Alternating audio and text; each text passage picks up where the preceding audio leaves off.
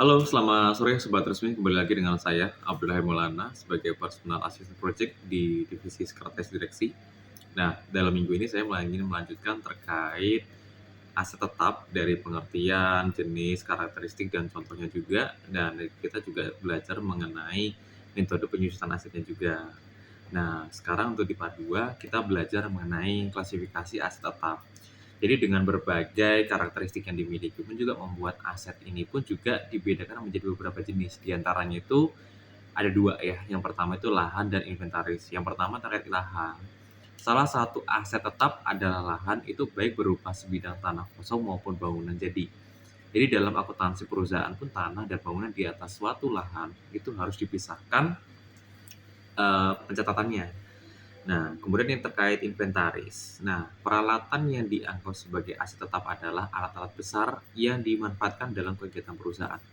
Jadi, misalnya inventaris pabrik, inventaris kantor, inventaris laboratorium, bahkan juga inventaris gudang. Nah, itu masuk di inventaris, klasifikasi aset di inventaris.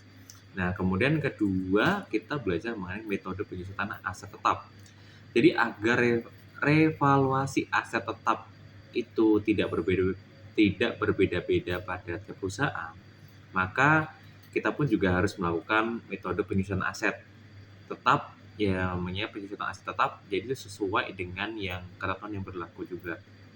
Jadi berikut ini pun juga ada beberapa cara menghitung penyusunan aset tetap. Yang pertama yaitu dengan cara metode penyusutan garis lurus. Nah, itu yang pertama itu apabila kita menghitung penyusutan menggunakan metode garis lurus, itu maka kita harus menentukan berapa perkiraan nilai residu aset pada akhir tahun pemakaian. Jadi rumusnya itu penyusutan aset itu adalah biaya penyusutan sama dengan biaya aset dikurangi nilai residu aset, itu dibagi umur pemakaian. Nah, misalnya perusahaan X contoh, itu ingin menjual satu mesin produksi seharga 8 juta dalam waktu 5 tahun mendatang dengan perkiraan nilai residunya 1 juta. Nah, jika menggunakan metode garis lurus, maka biaya penyusutan aset tetap itu adalah sebesar 8 juta dikurangi 1 juta dibagi 5 tahun.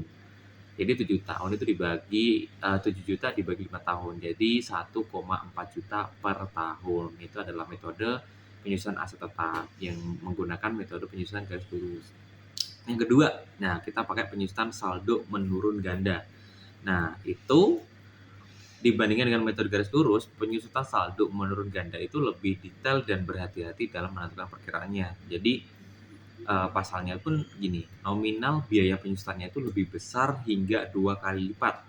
Jadi rumusnya adalah biaya penyusutan itu sama dengan biaya aset dikalikan persen depresiasi ganda.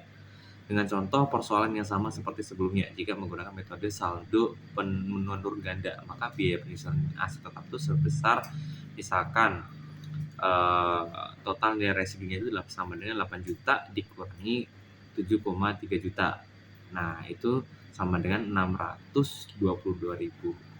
Nah, berdasarkan metode saldo menurun ganda, dalam waktu 5 tahun mendatang pun mesin produksi pada perusahaan A dapat dijual dengan harga 622.000 saja.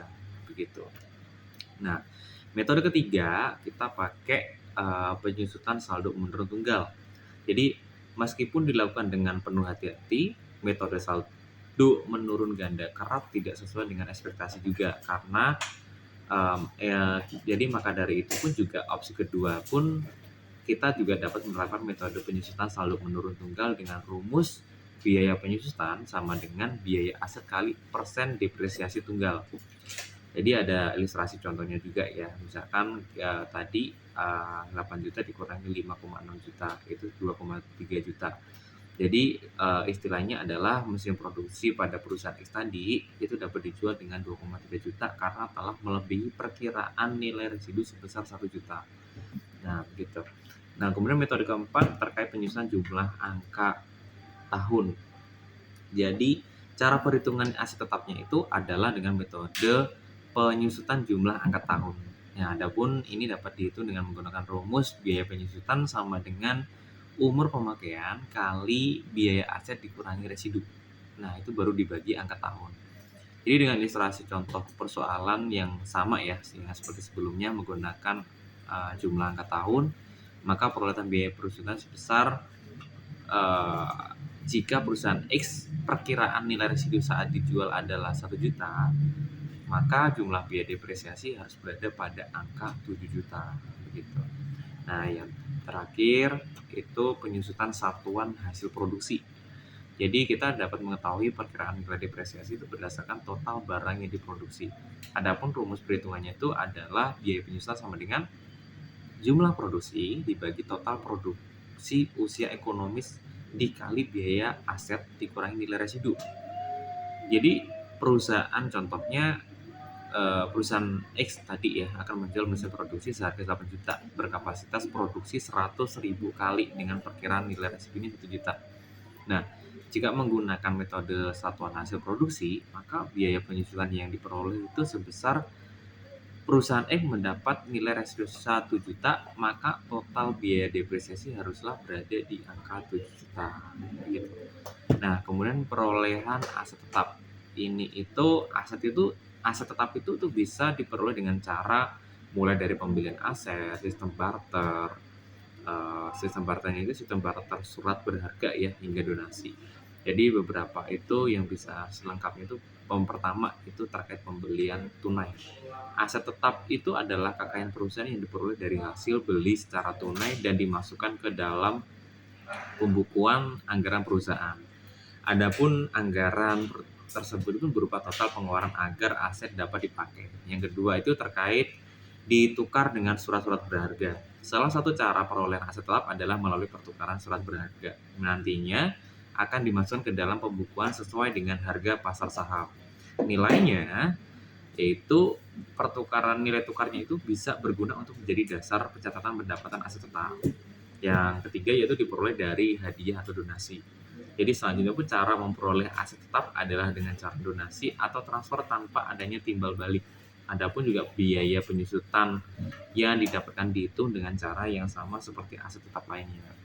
Nah, ini adalah contoh aset tetap. Aset tetap itu dalam suatu perusahaan dengan perusahaan lainnya itu tentu berbeda sesuai dengan kebijakan masing-masing juga.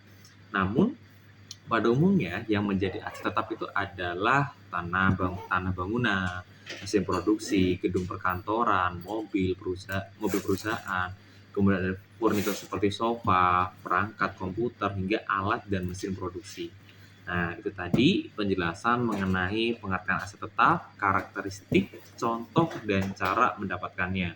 Dalam berbisnis, aset tetap sangat tergantung dengan penanaman modal dari investor. Begitu video singkat saya mengenai aset tetap untuk video pembelajaran minggu ini. Cukup sekian. Thanks for watching. Bye-bye.